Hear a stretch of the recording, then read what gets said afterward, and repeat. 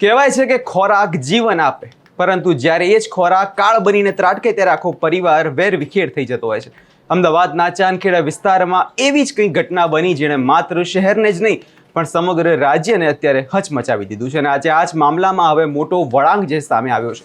શું છે સમગ્ર મામલો તેના વિશે વિગતે ચર્ચા કરીશું। નમસ્કાર, હું છું પ્રથમ મોદી, આપ જોઈ રહ્યા છો નિર્ભય ન્યૂઝ। અમદાવાદના ચાંદખેડામાં જે બનાવ સામે આવ્યો, જેમાં એક સામાન્ય ગણાતા ઢોસાના ખીરાએ હસતા હસતા પરિવારની બે માસૂમ બાળકીનો જીવ લઈ લીધો। ગણતરીના જ કલાકોમાં બે સગી બહેનોના શંકાસ્પદ મોત થતા હવે પોલીસ તંત્ર જાગ્યું છે અને આજે આ જ મામલે એક મોટું ઓપરેશન હાથ ધરવામાં આવ્યું, જેમાં દફનાવવામાં આવેલી એક 2.5 માસની બાળકીના મૃતદેહને ફરી બહાર કાઢી તપાસ અત્યારે શરૂ કરવામાં આવી છે।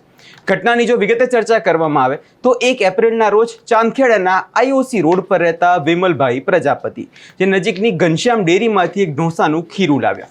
કોણે વિચાર્યું કે આ ખીરું તેમના ઘરની ખુશીઓને નજર લગાવી દેશે, કે જે રાત્રે વિમલભાઈએ ઢોસા ખાધા અને મોડી રાત્રે તેમને ઉલટીઓ શરૂ થઈ ગઈ હતી અને બીજા દિવસે જ તેમની પત્ની ભાવનાબેન અને 4 વર્ષની દીકરીને પણ તે જ ખીરાનો આહાર લીધો। પરિણામ એ આવ્યું કે ગણતરીના જ કલાકોમાં આખો પરિવાર હોસ્પિટલે પહોંચી ગયો। પરંતુ સૌથી કરુણ વાત તો એ છે કે જ્યારે 2.5 માસની માસૂમ દીકરીને જે તે માતાએ દૂધ પીવડાવ્યું ત્યારે માતાના શરીરમાં જે ઝેર હતું તેની કદાચ અસર તે માસૂમ બાળકી સુધી પણ પહોંચી ગઈ અને તેણે દમ તોડી દીધો।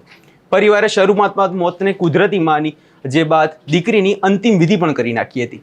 પરંતુ જ્યારે 3 એપ્રિલે બીજી દીકરીનું પણ સારવાર દરમિયાન મોત થયું ત્યારે ચિંતા હવે વધવા લાગી, જે બાદ પોલીસમાં ફરિયાદ દાખલ કરવામાં આવી અને અંતે ચાંદખેડા પોલીસને શંકા ગઈ કે આ સામાન્ય ફૂડ પોઈઝનિંગ નથી પણ કંઈક વધુ ગંભીર બાબત છે। આજે સ્મશાન ગૃહ ખાતે ચુસ્ત પોલીસ બંદોબસ્ત ગોઠવીને જે FSLની ટીમ અને ઉચ્ચ અધિકારીઓની હાજરીમાં બાળકીના દેહને બહાર કાઢીને FSLની તપાસ માટે મોકલવાની તજવીજ જે છે હાથ ધરવામાં આવી છે। સૌપ્રથમ સાંભળી લઈએ કે અધિકારીનું આ વિષયમાં શું કહેવું છે।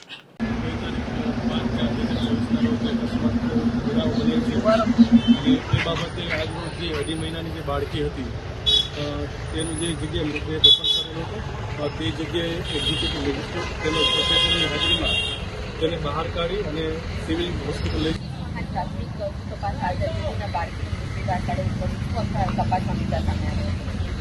આ બાબતે જે વિગત છે એમાં જે જાહેર કરનાર છે એમણે જે ઘનશ્યામ ડેરી છે ત્યાંથી ખીરું લીધો હતો એ બાબતે જ્યાંથી બનાવ બનેલ છે બનાવ બનેલ છે તેમને જણાવ્યા અનુસાર તો આ બાબતે મુખ્ય તો જે નમૂનાઓની FSL જેની નિશ્ચિત કરેલી 3 વર્ષની બાળકી હતી તેના બી એમ કરાવીને તેના નમૂના મેળવેલ છે।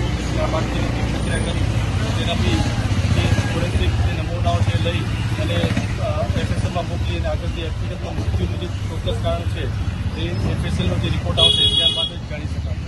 અંદાજે ક્યાં સુધી આવી શકે? અંદાજે 15-20 દિવસ બી લાગી શકે છે, પણ જેટલું બને એટલી જલ્દી પ્રક્રિયા કરવાની કોશિશ કરી છે।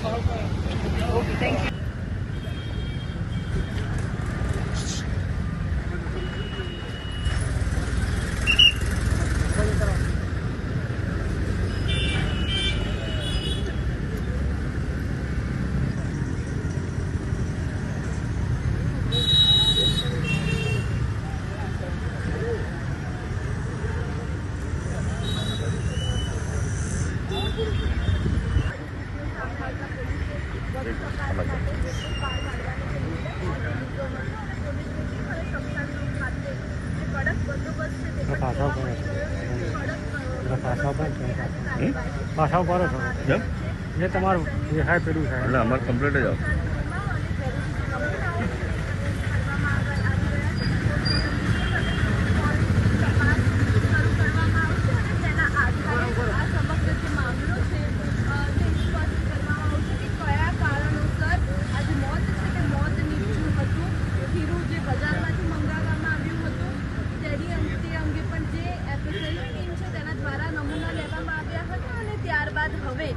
હવે આ મૃતદેહ છે તેને GMRથી મોકલવામાં આવશે। PM થયા બાદ જે રિપોર્ટ્સ આવશે કે બોડીની અંદર શું શંકાસ્પદ તેમને મળે છે તેને લઈને હવે વધુ તપાસ છે તે કરવામાં આવી રહી છે।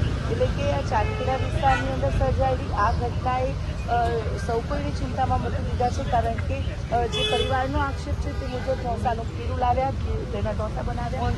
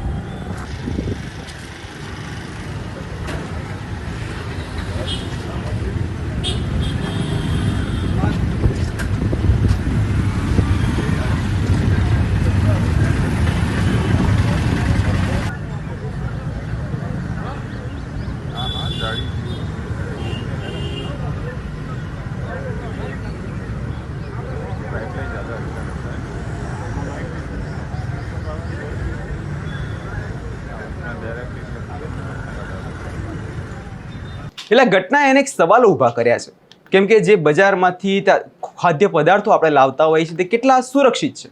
જે ઘનશ્યામ ડેરીમાંથી લાવવામાં આવેલા ખીરું એવું તો શું હતું કે જેણે 2 બાળકનો જીવ લઈ લીધો?